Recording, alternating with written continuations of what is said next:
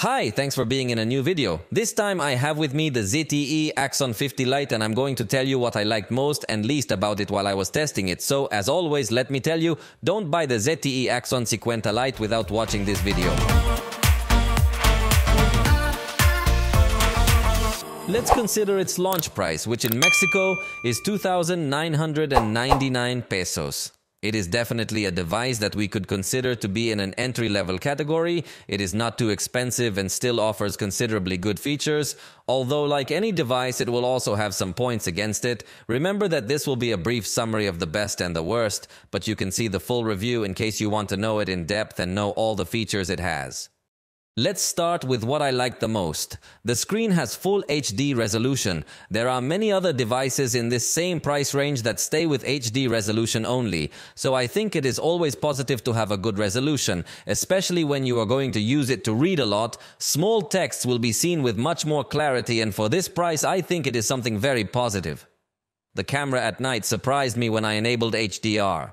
In this price range, one does not expect such a high performance, and obviously it is not something ultra amazing, but if you consider the price, it definitely does take good pictures as long as you enable HDR, which by the way is enabled manually. It has a fast motion recording mode from 4 to 1800x in full HD. This is a feature that very few devices even in higher ranges have, so if you want to use your device to record creative shots with very fast camera, this one can definitely give you those capabilities. With 1800x, for example, you could even record the growth of a plant, for which it is obviously a slow growth, but with the fast camera you can get to appreciate it in a spectacular way. It has an app called My Vault where you can safely store everything.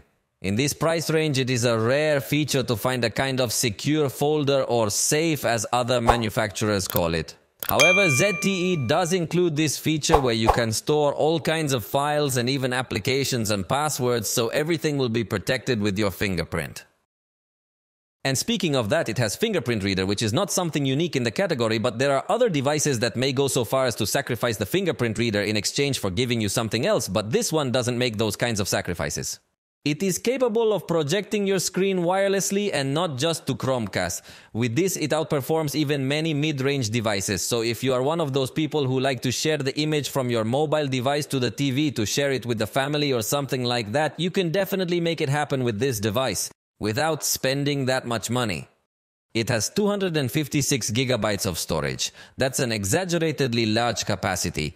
If you are a user who likes to have lots and lots of photos, lots and lots of videos, and lots of applications, this device will support storing all that information. Obviously, it's a little slow on storage, but it has plenty of capacity. In games, we were surprised because it even reached 60 frames per second in some content. This is as long as you don't record screen, but in the price range, I don't think that's something you would expect either. So even for gaming, it performs well, even though its processor is not very famous, but I have tested it and it worked well.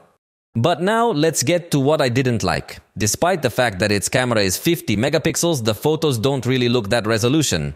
Obviously, in automatic mode, the camera merges the pixels, but it does have a special mode where you can supposedly take higher resolution photos, but when you see the result, it doesn't look like a 50 megapixel photo. So, if you want very detailed photos, this device is not going to be the choice. The supposed depth camera it has is actually useless. In my tests, I took some portrait photos and the device actually focused and defocused whatever it wanted to. It was not able to detect the foreground and background well enough to take a much more advanced photograph. So in that sense, the experience is bad.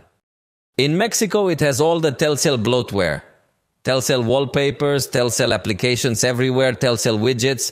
I do not know if the same happens in other countries that ZTE is strongly allied with a phone company for distribution, but at least in Mexico I consider it a bit annoying point because it comes very overloaded with many applications that you will not really use. It does not include the split screen feature. That is, you can't open two apps on the same screen as you can on other devices in the same price range. Even some Samsung devices in this price range already allow you to open apps in Windows and more advanced stuff. But ZTE still retains a, let's say, single tasking execution. It also does not include a one-handed mode. This feature allows you in many other devices to resize the screen so that it is more within reach of your finger on those occasions where perhaps you have everything busy and you do not get to reach very well some areas of the screen. So this device could improve if in some update they add this mode, but for the moment it does not fulfill it. The battery lasted slightly below what we expected. It is not so bad because it is not a disastrous battery, but there are other devices that will give you a higher battery performance, especially in the consumption of background applications. And finally, ZTE has no ecosystem at all. We have already commented several times ZTE could launch a watch, a tablet, a headset or something else to complement its smartphones, but for the moment it is content to be part of the Google ecosystem and therefore can coexist with other devices from other brands, but it does not have its own ecosystem. But if you already bought it, let me know your opinion in the comments. Tell me your experience so that in case other people who are considering buying this device can read your experience and based on it decide whether to buy it or not. For the moment, we have reached the end of this video. If you liked it, you know you can tell us about it and we'll see you next time.